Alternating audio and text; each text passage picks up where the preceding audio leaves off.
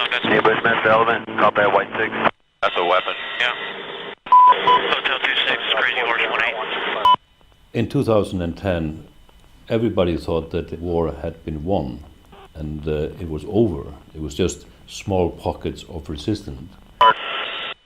Yeah, Roger. I just estimated there's probably about 20 of them. There's one, yeah. Oh, yeah. But when you looked at the data and it was analyzed, and a totally different picture emerged. It actually had gone from bad to worse. All right, we'll be engaging. Roger, go ahead. You must remember that the attack on Iraq, although presented as a war, was not a war. It was so one-sided. And it became an attack on the civilian population. The most vivid and probably the most educative revelation was collateral murder. Light them all up. 202 traffic, 260. Come on, fire. Hey, Roger. Keep shooting. The collateral murder has had a wide impact.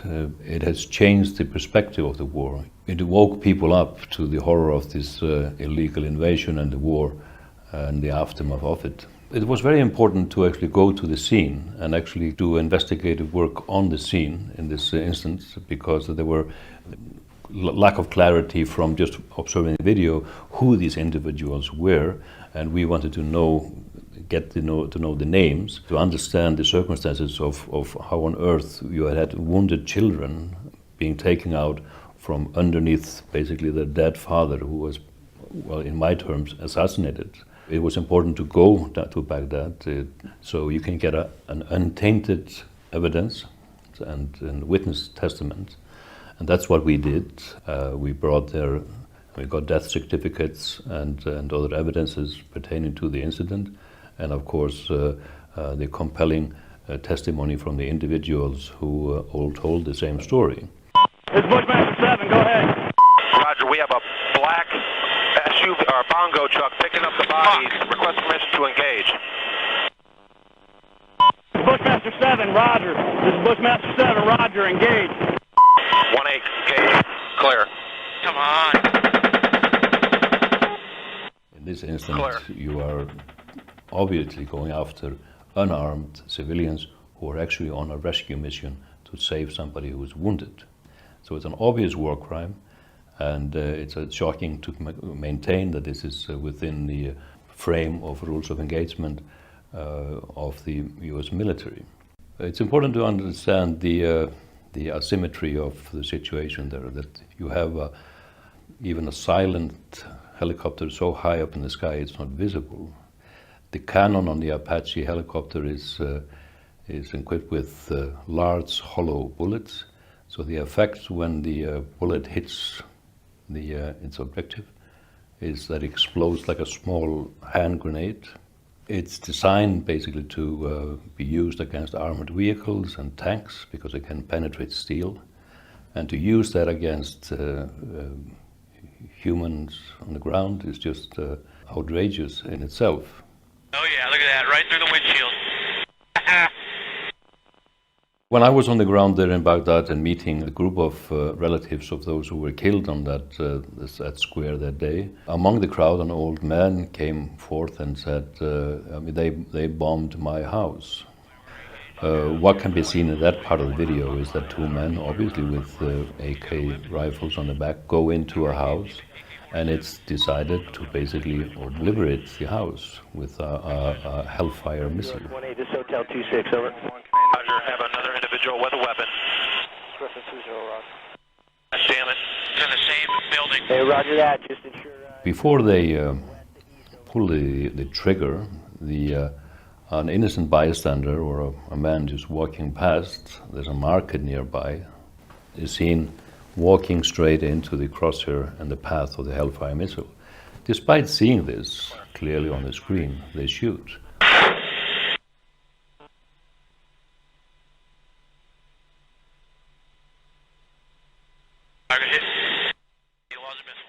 This is a residential neighborhood.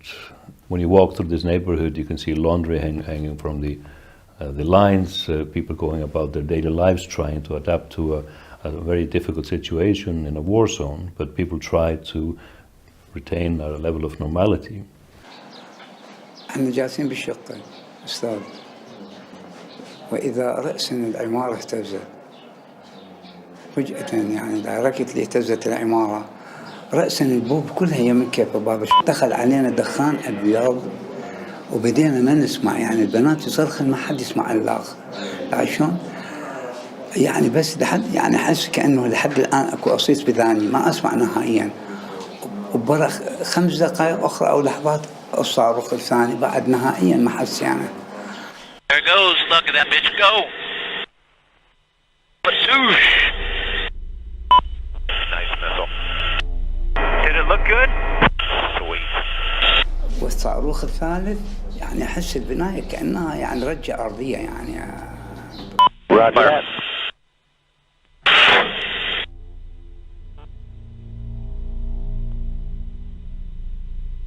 Big Ed Radio, American 20 Alpha 3114. بالضبط رجة أرضية.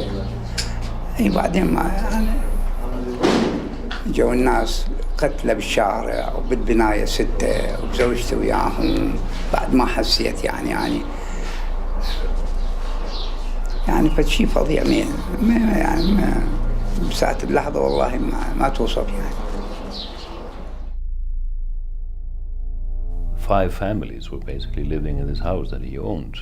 It's another example how there is no total disregard for those who are nearby. Just to get these 2 guys, you have 2 men. You were ready to down and kill everybody inside. Oh yeah, look at those dead bastards. Nice. And I remember when I first met Julian, he said that to him and to others, it was that word nice that turned the stomach, that told you so much. In other words, it was murder. Well, in this incident, the Colorado murder incident, there is no mention of any civilians. Everybody is categorized as enemy combatant. It is to lower the numbers of what they call collateral damage, which is rather an awkward term for killed civilians.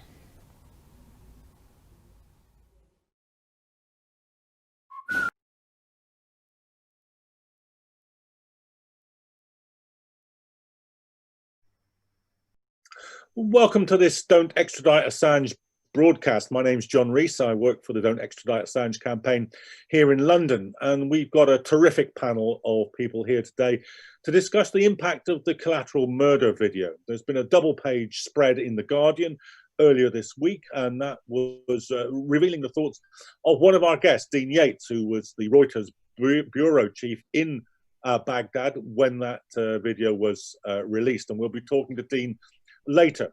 But first, I want to come to Kristen Hofferson, who's the editor-in-chief of WikiLeaks, and he's going to give us some of the background to the collateral murder video and the impact that it had when it was released by WikiLeaks. Kristen. Thank you, John. Yes, it seems like it happened yesterday, although it's been 10 years, that when Julian Assange showed me that video on a cafe in Reykjavik a few weeks before it was released on April 10th, 2010. I was a broadcasting journalist at the time for the Icelandic State Television, and I instantly suggested that we should cooperate, that the State TV should become a media partner in that project. I was stunned seeing the imagery. It was on silent. We were sitting at a cafe. I didn't hear anything, but what flicked over the screen just stunned me, and I saw instantly that this was of historic importance. I had been to Baghdad a couple of times before, and I had seen images from conflict videos, but all the other ones that I've seen were of much lower grade, which lets me to believe that the US military, when they released something like that, downgraded the videos to hide and obfuscate the fact of their superiority. Now, I got a copy of that video and I watched it hundreds of times, and then of course the audio came in and it became just worse and worse. I studied frame by frame, and was quite shocked to what I had seen and heard, especially the discussion between the crew members when they open fire and are complimenting each other on their achievement, saying things like, look at all these dead bastards, and you have a reply, nice. To this day, when I hear the word nice, it actually reflects me back to that video. It almost destroyed that word. And the killing of Said Sma, who was wounded in the original attack, is of course of outrageous concern. You see them, the helicopter video, helicopter crew having him in the crosshairs, and suddenly realizing that they have to play by some rule books, and they decided that they couldn't open fire on this wounded unarmed man, but they are pleading for him to reach out to a gun. All you gotta do is pick up a weapon. They so wanted to kill him. And then of course you had the minivan coming to the scene with the driver Matasar Tomal and his 2 children and 2 of his friends that he had been giving a lift and attempting to help Said Sma, and they decided and plead to get permission to open fire and basically obliterate that minivan or bongo truck. That incident is a clear example of a murder, and but no one has been held accountable for that. Now, the effect of this release has been tremendous. I think that it will forever define the way we see the Iraq War, the callousness and the total disregard for civilians in that conflict zone. And when I traveled to Baghdad prior to the release, it struck me that I hadn't thought of actually the fact that this is a residential neighborhood. Al-Amin in southeast Baghdad is just a residential neighborhood where people are trying under difficult circumstances to go about their normal daily life. It was only war zone for the US military. For them, it was their neighborhood, their home. Now, I think this video had a lasting impact and will do so. The lies that we're giving out, which I'm sure Dean will talk about later, were, of course, revealed the day after the incident on 12th of July in 2007. The US military gave out a statement and made no mention of civilians except the 2 Reuters journalists who were killed, Namir Noor al-Din and Said Sma. There is no mention of other civilians, Matasar Tomal and his 2 neighbors. And of course, there is no mention of the 2 children. They all except the 2 Reuters journalists were called enemy combatants. Now, this has changed the way we see the Iraq War and will forever be there. It has had political impact as well. It is one of the reasons I am certain that the Iraqi government later decided that they would not give impunity to all US soldiers in Iraq, which ultimately led to the removal of the US troops from Iraq. So it has changed our perspective and will do so in the future, John. Kristen, thank you very, very much for that. Dean Yates was the subject of that article in the Guardian that I mentioned. Dean, congratulations on stepping forward and making that publicity happen. Of course, we all understand that the video, when you see it, is a devastating thing to watch. It must have been more so for you because it was your staff that were involved in it as bureau chief in Baghdad for Reuters. Just tell us a little bit about how you saw that and what it's made you think about those events since. Yeah, thank you, John. So I was actually first shown the first sort of 3 minutes of that video about 2 weeks after Namir and Said were killed in an off-the-record briefing by 2 US generals in the Green Zone in Baghdad. We had been demanding that the US obviously investigate this attack. And up to that point, it had been our view, certainly witnesses have been telling us that there was no firefight taking place when Namir and Sayed had been killed. And so I went with my boss at the time into the green zone, and 2 US generals gave us a sort of a briefing, if you like, strictly off the record, which meant that we could not report what we were told. And we were told that we were given a sense of what had been happening. We were shown photographs, we were shown other materials, and then right at the end we were shown 3 minutes of this video, and the tape was stopped right at the moment the helicopter was opening fire the first time. And it was just, for me, it was shock at seeing the moment that my staff were being killed, basically. I had no idea that this was going to be shown to me. And I went away from that briefing, and for years I had this image in my head of this, I just could not get this out of my mind. And then Reuters tried very hard to get that tape, made repeated efforts to get that tape from the Pentagon, because we asked the generals for it. They wouldn't give it to us. They said you had to go through Freedom of Information request, the Freedom of Information Act, to get the tape, and they refused. They stalled, stonewalled, basically. And so, but because the briefing was off the record, we couldn't report it, and we decided that we would stick by that agreement, even though a year later, on the first anniversary of Namir and Sayed's death, I actually proposed breaking that agreement because I felt enough time had lapsed. But my editors said, no, we have to abide by the agreement we made with the US military. And I said, fine.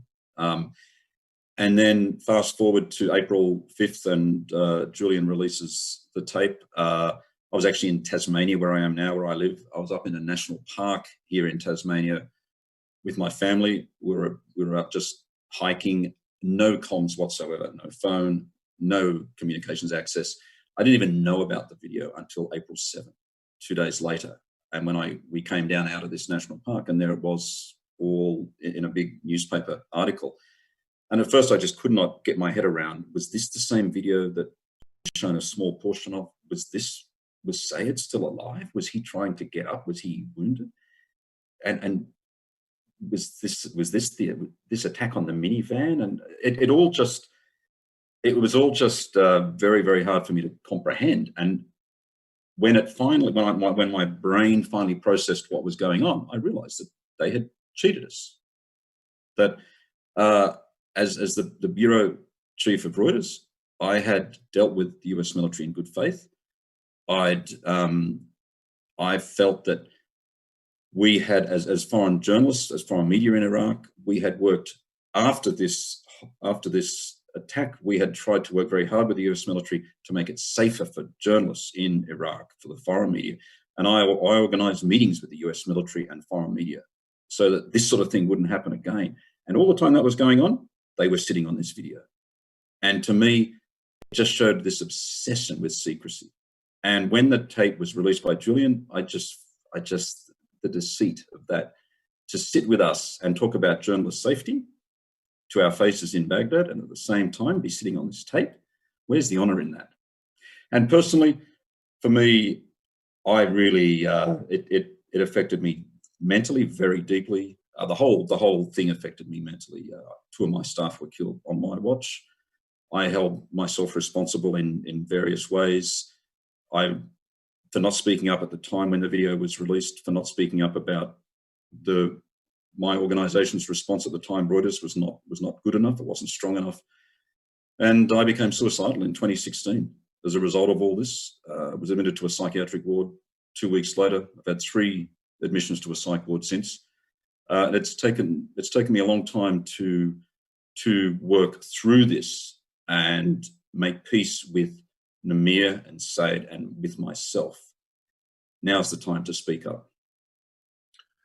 Dean, thank you very, very much for sharing that with us. And I think you should be assured that your testimony is adding materially to the case for freeing Julian and to our understanding of how the military operates in a occupation of another country. So please accept our thanks for participating today and for the work you're doing.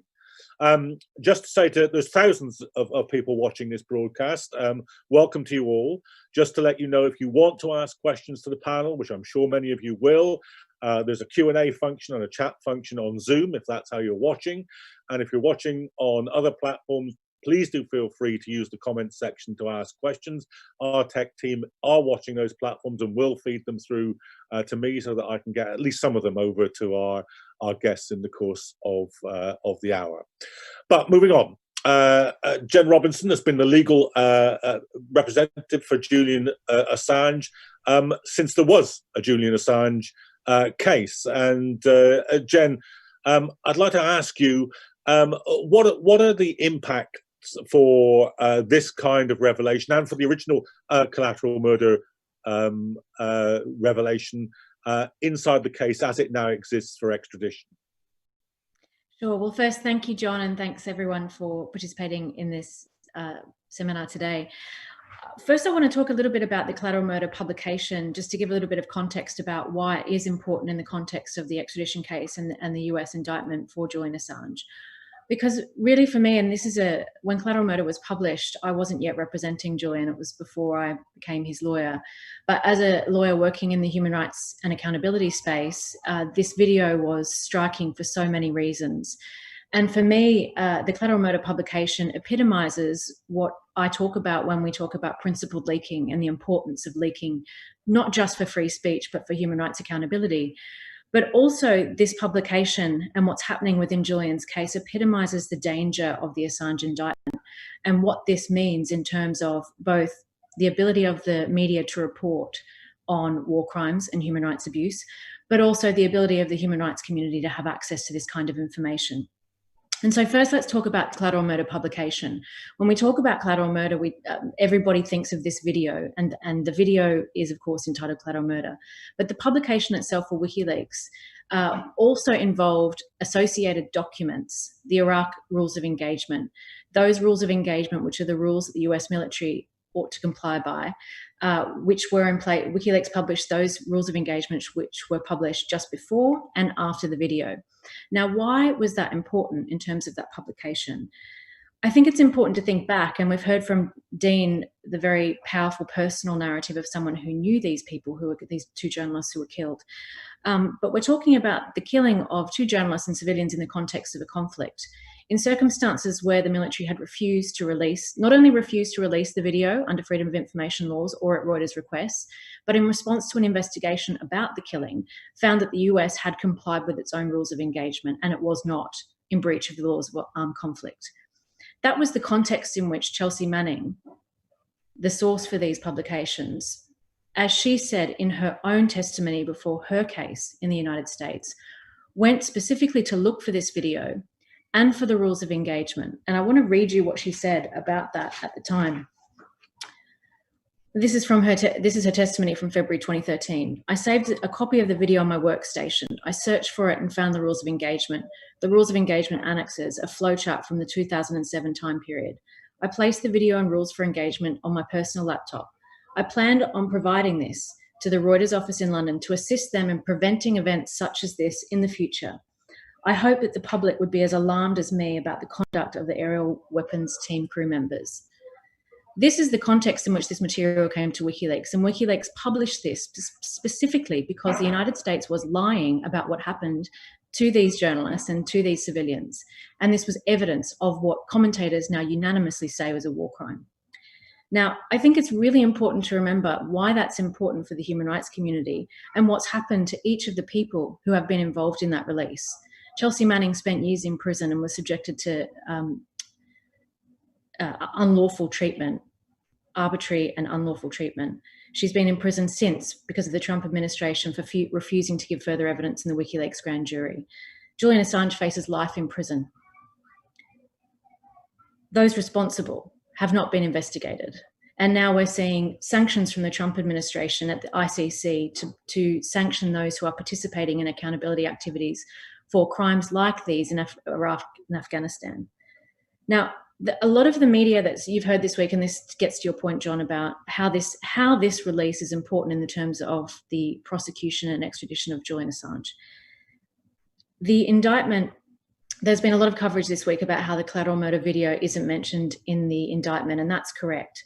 But of course, if we talk about the collateral murder publication, both the video and the rules of engagement, a number of the counts of this superseding indictment, which I encourage people to read, absolutely cover the rules of engagement that were published by WikiLeaks alongside this video, without which we couldn't understand what was, of course, we have a very visceral human reaction to watching that video, but from a legal point of view, we couldn't understand the context of the United States lie about what had taken place in that video, and the fact that they hadn't complied with their own rules of engagement had WikiLeaks not published those alongside the video. Now, the indictment itself covers obtaining, receiving, and the willful communication of those rules of engagement. It relates to counts 1, 4, 8, 11, and 14. So to say that collateral murder is not part of the indictment and is not something that he's being sought for prosecution is not correct. The fact the video itself is not mentioned in the indictment, the publication is absolutely covered by the indictment. So we're looking at a situation where a journalist and an editor, as well as the source, are both being prosecuted for having released information that informed our understanding about war crimes. And that's why this is such an important part of the case against Julian. Jen, thank you very much. That was absolutely crystal clear. So that's very useful to have that information out there. Of course, if you want to know more about this campaign and about the campaign not to extradite Julian Assange, go to the Don't Extradite Assange campaign website or Facebook or Twitter, and there'll be a lot of that information that you can use there. Now to my final guest, and it's a great pleasure to have Sami Ramadani here to comment. Sami is from the group Iraqi Democrats. He's an academic in this country. He's an exile from Saddam Hussein's Iraq and an anti-war activist. And I have to say, if you want to know anything about Iraq or indeed about the politics of the wider Middle East, you'd be very well advised to make Sami Ramadani your first point of call. He's written extensively in opposition to the Iraq occupation and invasion. And Sami, I'd like to turn to you now and ask you what the collateral murder video has meant to Iraqis. Thank you, John. Really, to say it in brief, it meant a great deal, not only at the personal, emotional level of Iraqis in general who were languishing under occupation, but also within the context of the invasion and occupation of Iraq. I think it can be regarded as a seminal point, a landmark in attempts to expose US-led war crimes in Iraq. So it acquired immediately a significant historical importance, because up to then, what Iraqis in their millions were telling the world that we're being bombed and killed and tortured and so on, went largely unreported. And when this video was released, somehow all that attempt to cover up, if you like, US war crimes in Iraq started collapsing. I compare it to two events. One event which was outside of Iraq, of course, and it was the Vietnam War, when Seymour Hersh released evidence of the use of napalm against civilians in Vietnam during the Vietnam War. And one could remember that horrific photo of the Vietnamese children fleeing, having been napalmed by US forces. Obviously, the Vietnam War was the big news, and it was televised much more widely than the Iraq War was ever televised in terms of the war crimes of the US forces. But that was a seminal event. And then within the Iraq context, we had the WikiLeaks and the Julian Assange effort to release that video. And we had the release by US soldiers of the torture of Iraqi prisoners at Abu Ghraib prison. So as far as Iraq is concerned, these two exposures, the torture of Iraqi prisoners and the pictures that the US soldiers themselves released, and the WikiLeaks release of the collateral murder video, I think can be regarded as two very important events in terms of exposing war crimes in Iraq. And the Iraqi people owe a great debt to WikiLeaks and to Julian for what they did. I think Dean described partly, and emotionally in a way, what the US were doing to journalists in Iraq as well.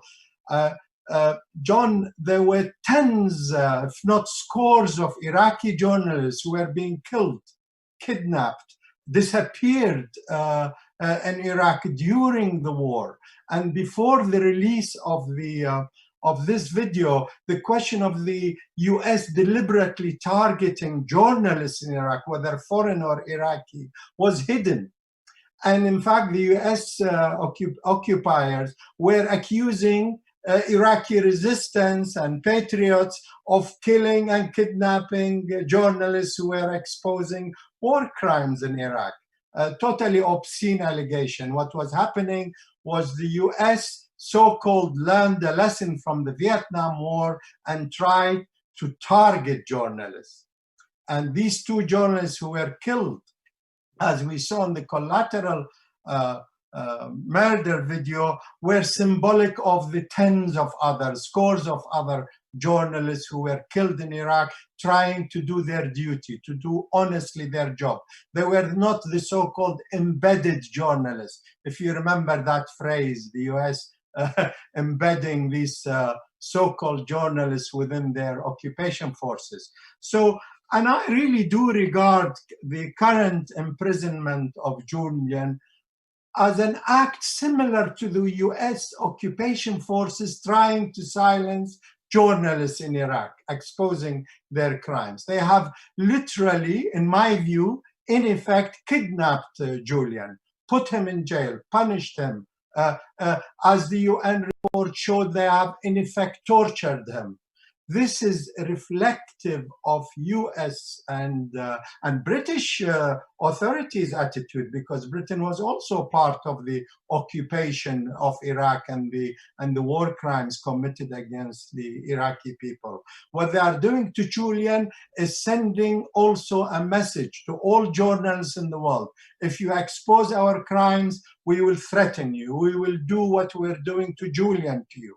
So it is of utmost importance that people across the world, that journalists with an iota of conscience should be defending Julian, trying to do their best to expose what's happening to him and to get him free. Releasing Julian from jail is an essential human rights act that must be upheld and supported by journalists all over the world. And I salute Julian again and tell him that we will be indebted to him.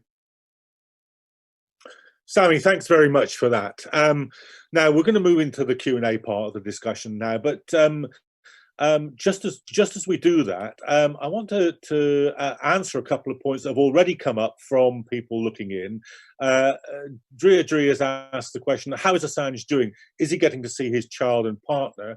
And Carolyn Brains said, Stella Morris, that's Julian's partner, tells us that Mr. Assange now has a radio. It's a small but nevertheless important development for helping his well-being. Now, those aspects aren't the subject of today's discussion, but they will be the subject of a major documentary going out on the 60 Minutes programme in Australia this evening.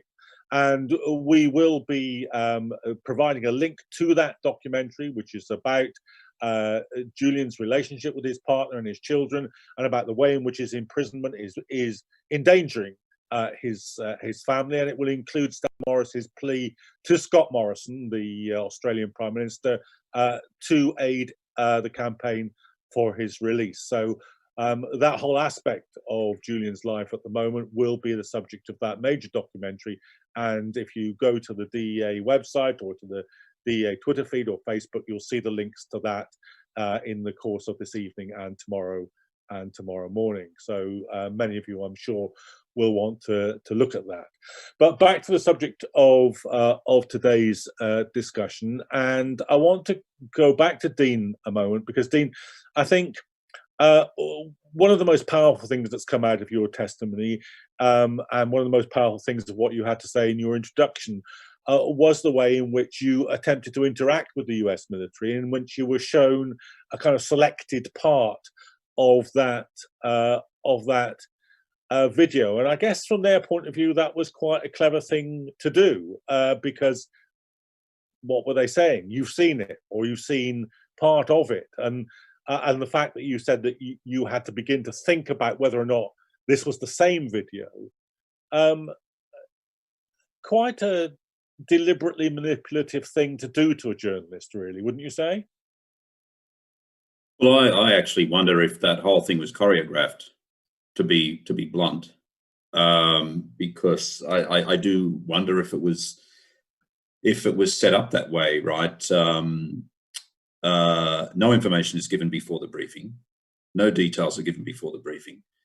Arrive at the Republican Palace in the Green Zone, sit down, given a verbal account of what had been happening, shown some photographs, taking some time. Then my colleague and I, we get into a debate with the two generals about the rules of engagement, about why on earth these two helicopters opened fire on this group when there was no, about definitions of hostile intent and all this sort of thing. And then right at the end, shown a very small portion of this video. I just wonder how much thought went into that process, because I went away from that briefing with those images etched into my head. In particular, the image of Namir peering around that corner etched into my head. And yeah, I don't know what else I can say, except I wondered about that for years. Were we set up? Thanks, Dean. Jen, there's a question here from Corinne Henry, which perhaps you're best capable of dealing with. It says, shouldn't Julian be treated as a political prisoner by the UK justice system? Shouldn't he? And what would that mean? Look, I do think that Julian ought to be considered a political prisoner if we think about the political nature of the offences for which he's being charged, which is part of the legal challenge in the extradition case. And I think this publication is a perfect example of that. This is someone who Julian, in his work and all of his mission statements about WikiLeaks, has spoken about the need for truth and accountability, and that if his great quote, which I often cite when I talk about his case, is he says, if lies can start a war, then perhaps the truth can stop them. And these releases, both Collateral Murder and the broader Iraq releases, as we heard from Sami and Kristen both, were essential in the Iraqi parliament deciding to withdraw immunity from US troops. And so really, Julian set out with an aim in mind, which, he talks about the goal. The goal is justice, the method is transparency. And unfortunately, we haven't seen justice for these crimes yet. But what we have seen is certainly a raising of awareness and the end of a war and an occupation because of what Julian did. Now, this is the very material for which he's now in prison, faces life in prison in the United States for having taken the brave and principled decision to publish this material. So is it right that he be considered a political prisoner? I think so. Would that make his treatment any different in the British legal system is a completely separate question. So really, obviously, we have ongoing concerns about his ongoing detention. We don't think that it's proportionate or necessary. His bail application that was made by his extradition team failed, and we think unjustly, well, I think unjustly so. So I really hope that we'll see a change in approach, and that at some point, this challenge will be successful, because it is a dangerous precedent, not just for Julian and for WikiLeaks, but for journalists and editors everywhere, that we see a source and the publisher being treated in the way that Julian's being treated. Thanks, Jen. And I should just correct myself. I think I said that the 60 Minutes program will be airing tonight, but it's actually Sunday night, and it's available globally. And of course, as I said, we'll be providing links on the DEA website and social media as well. Moving on, it's a question I want to ask both to Kristen and to Sami, but to you first, Kristen. The collateral murder video was shocking.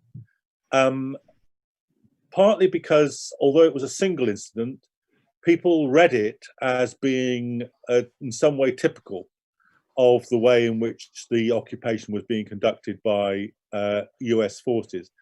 How many other collateral murder videos do you think could have been made in that period? How widespread was that kind of abuse of the rules of engagement?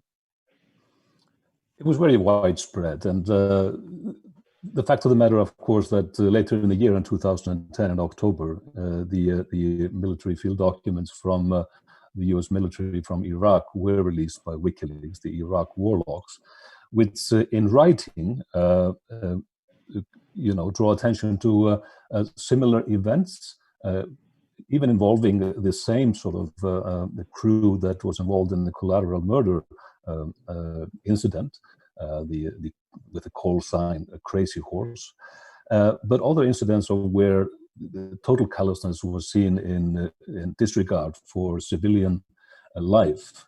And I want to mention actually that after the collateral murder release, we had US military personnel, previous soldiers in Iraq, actually stepping forward, who have basically testified about how there was no total disregard for civilian life. Individuals like the brave former soldier Ethan McCord, who actually saved the wounded children from the minivan, and their testimony was brought forth because of the collateral murder video.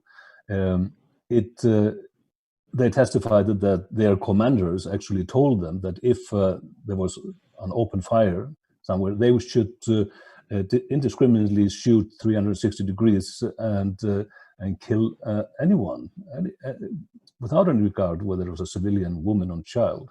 And the Iraq war logs have so many examples of cases where women and children and innocent civilians were shot at checkpoint because they didn't slow down too quickly before entering, etc., etc.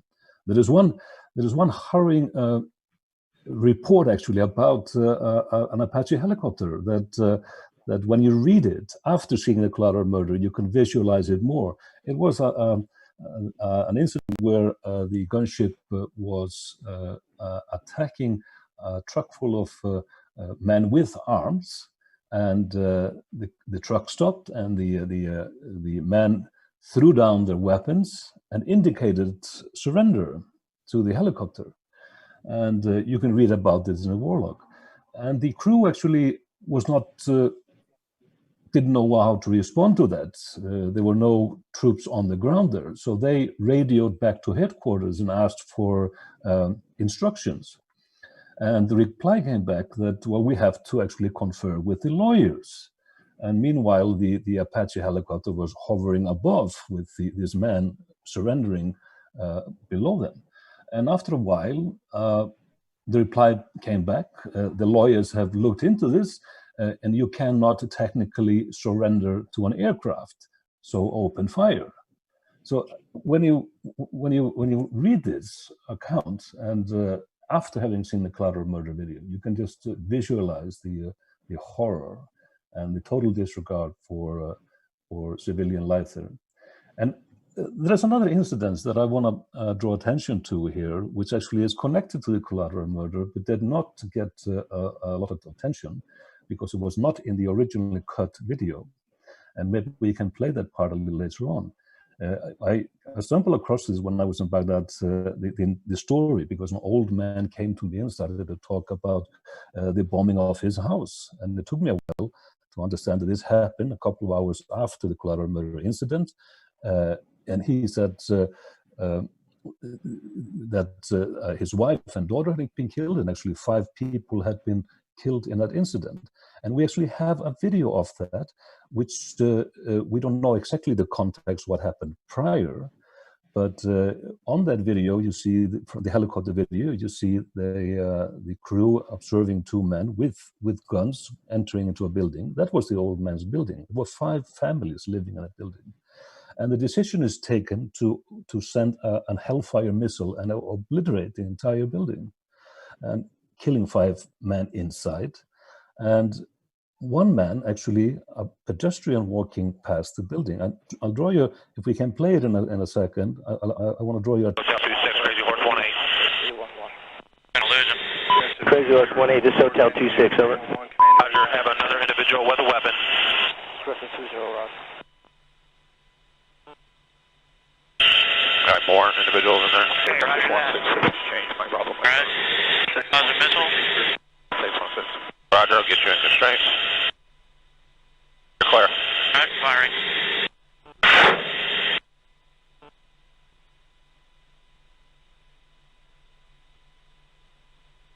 Target hit. 11. Got an AK-47. Hotel 26, Crazy Horse 18.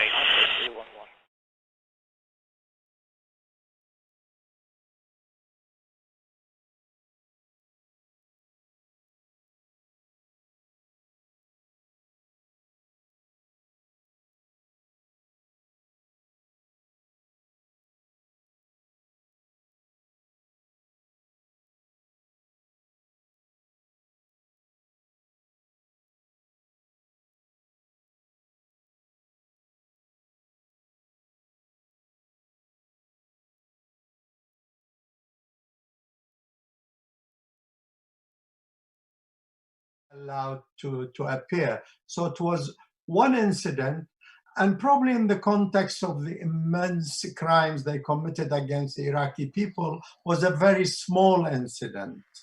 But it was emblematic. It revealed the wider truth about what the Iraqi people were saying.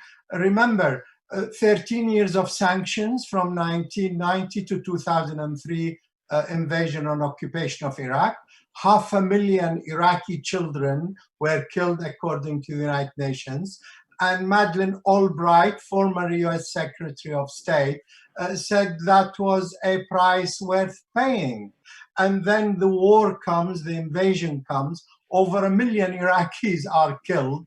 And this is almost hidden from the world public. So it's an important, this WikiLeaks murder, collateral murder video is important because it reveals, it's a snapshot, a small little snapshot of the war they wanted to hide. And the war they wanted to hide was a war against the Iraqi people in general. They committed mass murder on a large scale. They used depleted uranium munition. It's still poisoning the land and waters of Iraq. The war hasn't finished. It's not history. The impact of what they did in Iraq is continuing. Depleted uranium. Secondly, the use of other chemical weapons. They used white phosphorus on the people of Fallujah when they bombarded that city to crush it in 2004. And they denied using white phosphorus. I accused in an article in The Guardian directly the BBC of lying about that.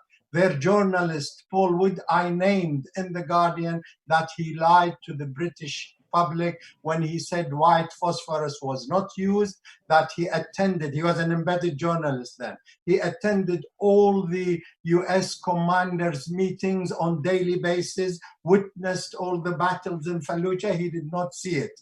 Okay, a year later, who revealed it? US soldiers. US soldiers revealed the use of white phosphorus in Fallujah. Iraqis were saying it, Iraqi doctors. They're saying, look, there is a chemical which penetrates the skin and goes to the bone, burning people alive. We've never seen anything like it. The media wouldn't report it. But once the soldiers revealed it, it became a worldwide event. So the WikiLeaks collateral murder video has this significance. It unmasks the veil they want to put on their crimes in Iraq. And their crimes are massive. Over 1 million Iraqis they killed in the process. And they want to punish Julian for what he did, exposing a little bit of that crime. And they want to teach all journalists a lesson. And this must be opposed. It must. He is definitely a political prisoner, in my opinion, because there is no reason whatsoever, even if they want to push the case for extradition. Why is he in jail? Why isn't he allowed to go out, meet with his solicitors to defend himself? This is what political imprisonment looks like, is when they prevent you from defending yourself, from standing up and saying, look, this is what I did and this is what they want to do to me. In the United States, they might even kill me there. And the release of the video of the death of Floyd George is also falls within the same context, that police crimes, or racist crimes, and other crimes by the state in the US is hidden from the public. And there are people, citizen journalists, if you like, who are exposing some of these crimes. And they are being targeted as well nowadays to prevent them from filming and so on. So the defense of Julian is to defend free speech, to defend his human rights, and we must uphold that. Dean, in terms of the impact of collateral murder, and I suppose of the work of WikiLeaks more generally, how do you think that shaped journalists' response to these kind of events? Are they more skeptical, more critical, more aware that they might be played by the authorities than perhaps they would have been beforehand? Good question, John. Gosh, I honestly look. I honestly, it's very hard for me to say, because I stopped. Iraq was my last active assignment. I then went into being an editor, and actually most recently I was trying to create a mental health and well-being program at Reuters for 3 years before leaving Reuters. So I just can't say for sure, but I think what it did show for journalists, and what it should show for journalists, is that you've got to question absolutely everything that that governments tell you, that you just need to scrutinize everything. And I think in this era, what shocks me, having been a journalist for 25 years, is just the willingness of governments to lie the way they do these days, without any regard for the truth whatsoever. And it's something that I've never come across this sort of thing before, and I think it's just it's horrifying.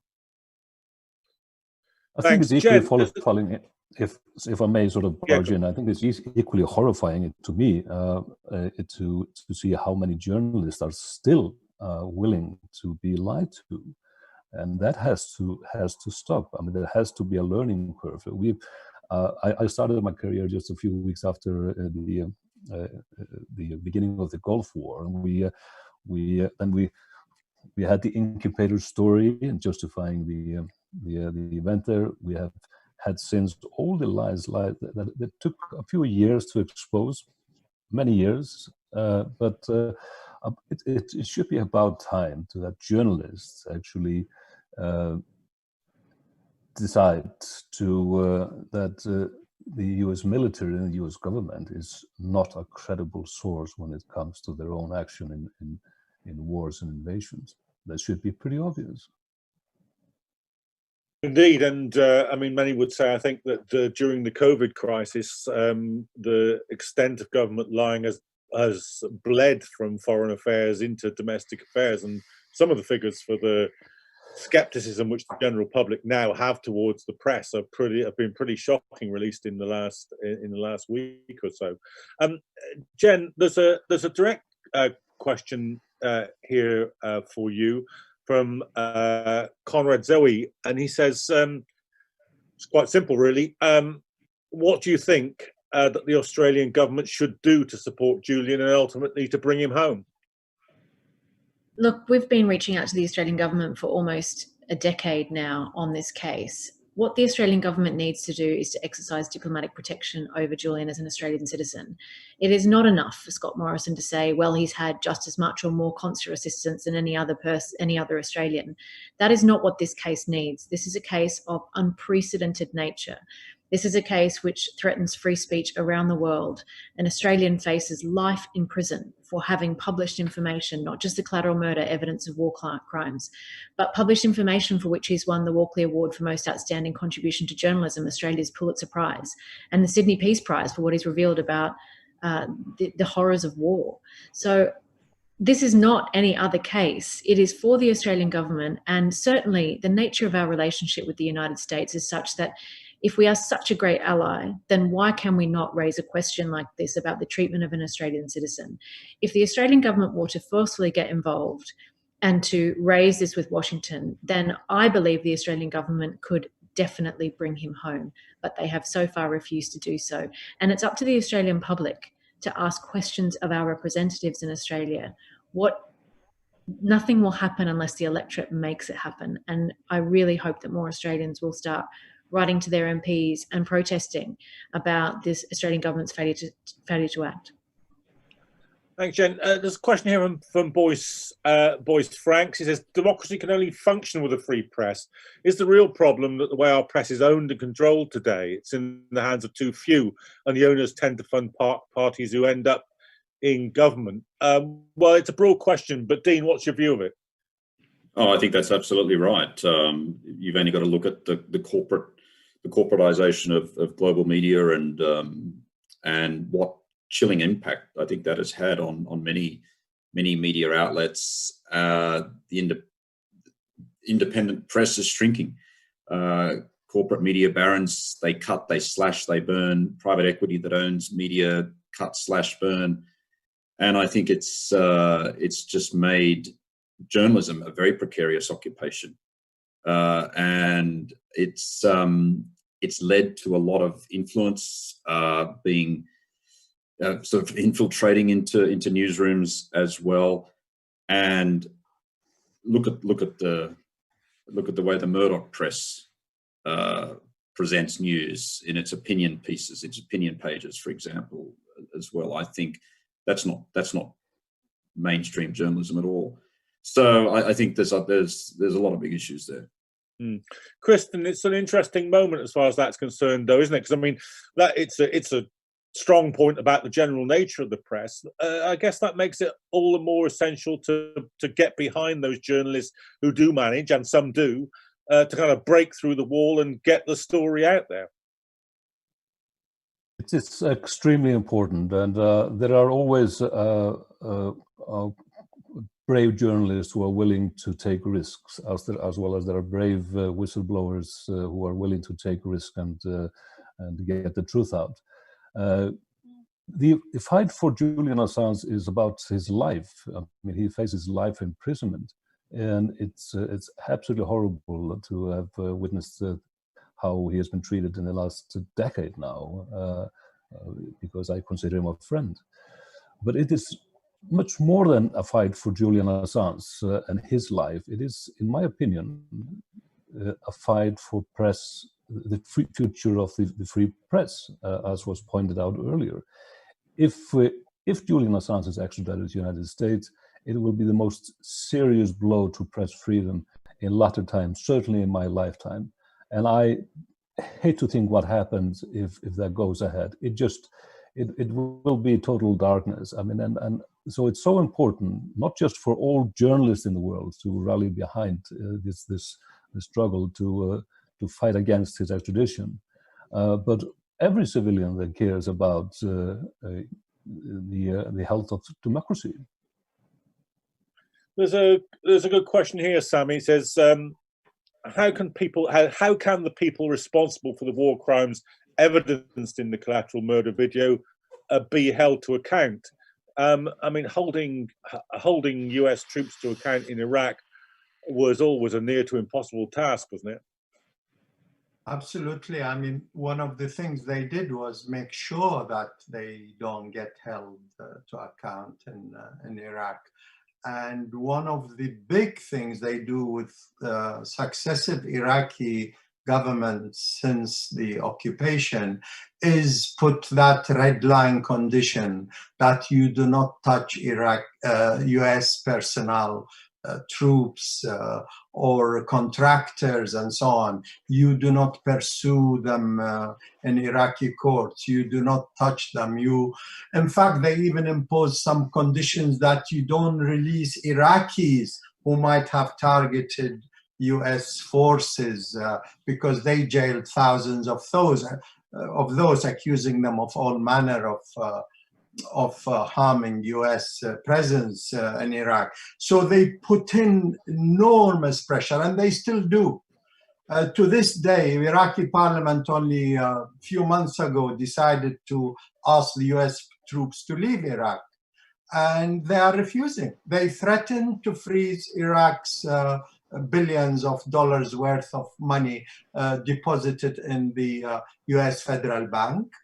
They threaten militarily to hit Iraqi targets. They threaten specific Iraqi media, journalists, you name it, that they should not campaign for the total shutting down of US bases in Iraq and asking their troops to leave. And to talk about Australia, really, Australia was one of the countries that joined in the Iraq war. And perhaps in not defending Julian or trying to at least give a hand to releasing him, the Australian government is also defending its track record as a state in its involvement in the Iraq war. And that's unfortunate. But you know, Julian is one of those very brave journalists, along with Pilger and others, and I'm sure Jen is also one of those brave Australians who want to contribute to unmasking these crimes. And the US gets away with it constantly. So to your answer to your question, we have a big problem worldwide. They commit all manner of crimes. They killed 3 million Vietnamese, according to McNamara, the ex Defense Secretary of the United States. They killed 3 million Vietnamese, over 1 million Iraqis, Koreans, Lebanese, you name it, they've been at it, Libya, supporting terrorist groups in Syria and so on. And they seem to be getting away literally constantly with murder, because the way the world order is designed is dominated by the United States, whether within a United Nations, Congress, Security Council, veto, and so on. So justice is not being done. And what do? They go and kidnap Julian because he revealed some of their crimes. So it's a sad situation, but it is also truthful. And just one quick point about control of the media by corporations, very true. 80% of the British media is owned, print media is owned by 5 individuals. How could that be called a democratic freedom of speech situation? These corporations control the media, but in itself is a reflection of the control of the corporations over the entire economy and our livelihoods, in a sense. The big corporations control that, and eventually they would control the media as well, and they have done it. So there is a complex situation here, which people have to become aware of, that we are ruled by the big corporations, and our politicians are somehow listening more to the corporations than to the people, and we have this disconnect, and the state gradually just represents these big corporations, trampling upon freedom of speech, upon media freedoms, etc. Okay, thanks very much, Sammy. Now we're right up against the clock here. We're nearly on the hour. So I just want to get my other three panelists to have a last word on some of these issues. I want to come to you first, Jen. It's often said about, especially about highly political court cases like this, that they're only partly decided, perhaps only half decided, by what happens in the courtroom. And I don't want to get you to talk yourself out of a job, but for the rest of us who aren't lawyers, can't contribute in that way, setting the political framework, setting the political atmosphere in which a trial takes place is as important as what happens in the courtroom, isn't it? Look, I am a lawyer who believes that law must be seen in its context, and that actually the political action of social movements does have a material impact on the way that political decisions are made about the law, and certainly on raising public awareness. This case is and has always been incredibly political, whether we look at the fact that the Trump administration decided to take this prosecution and the context in which they decided to indict Julian and to seek his extradition.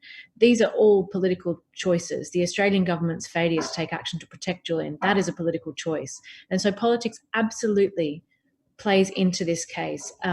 And I think it's really important that people continue to raise awareness, continue to raise this with their members of parliament, continue to protest, because we have to continually show that this is not okay and continually hold our government, the Australian government, to account, the British government to account, and the US government to account about what this case is about. Dean, it's been fantastic to hear your voice and to hear the issues that you've brought to this debate. Any thoughts about what you'd like to see going forward? Well, look, I agree totally with what Kristen said. I think this is a critical moment in history, this case, because what is at stake is government accountability and transparency, freedom of the press, freedom of whistleblowers to exercise, to use their conscience. And therefore, I would agree with what Jen said. I would urge Australians to get behind this campaign to bring Julian to Australia, because so much is at stake. I just think we have to, it's just that important to do so. Kristen, the second part of the extradition hearing is due on the 7th of September, so we're not that far away now. What would be your request to people watching for what they can do about this? They have to become active in the campaign and do everything in their power to support Julian. I mean, there are many ways to do that. I urge them to go to the Defend Assange website and Don't Extradite Assange website to get information of how to take part.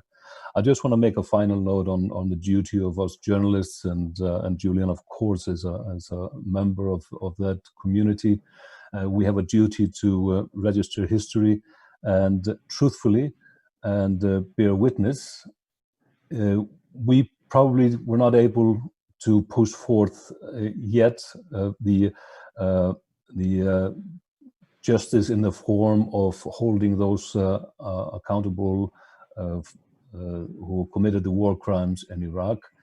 But there is a form of justice in getting the truth out, and the collateral murder video and the other information that was released by WikiLeaks is a form of justice for Namir Nuruddin, for Said Sma, for Salem Matasser Tomal, the driver of the minivan, two children that I met in Baghdad, Said and Doa, and his widow. It is the beginning. Let's hope that we will live a time where those who commit heinous crimes like this will be held accountable. And it is essential we get Julian Assange out of his situation to his freedom to actually take part in that fight. Thank you very much. That was Kristen Robbinson wrapping that up. Sami Ramadani, Jen Robinson, Dean Yates, thank you all very much. You don't have to take my word for it. There have been hundreds of people watching. Ellis Wallner said excellent. Marco Penna said thanks to all. You are real heroes too. Been a fantastic discussion, but it's not the end of the matter by any means. No matter how little you can do it. If it's sharing this on social media, do that. If you can donate money, please do send the DEA the money. We can make good use of it. If it's campaigning by writing to your MP, you can go to the DEA website, and there's a pro forma, an automatic letter that you can just a couple of clicks and you will have lobbied your MP over this. There are 35,000 people who signed the petition online. Please do that. There is a model motion which my union, the National Union of Journalists, has passed, and which is now going through trades councils and trade union branches all around the country. Please do use that. Go to your family, to your friends, to your workmates, to your trade union branch, to your church or your mosque, and raise this question with them. It's too important to stay silent. Thank you all for watching, and please do look out for future broadcasts from the Don't Extradite Assange campaign.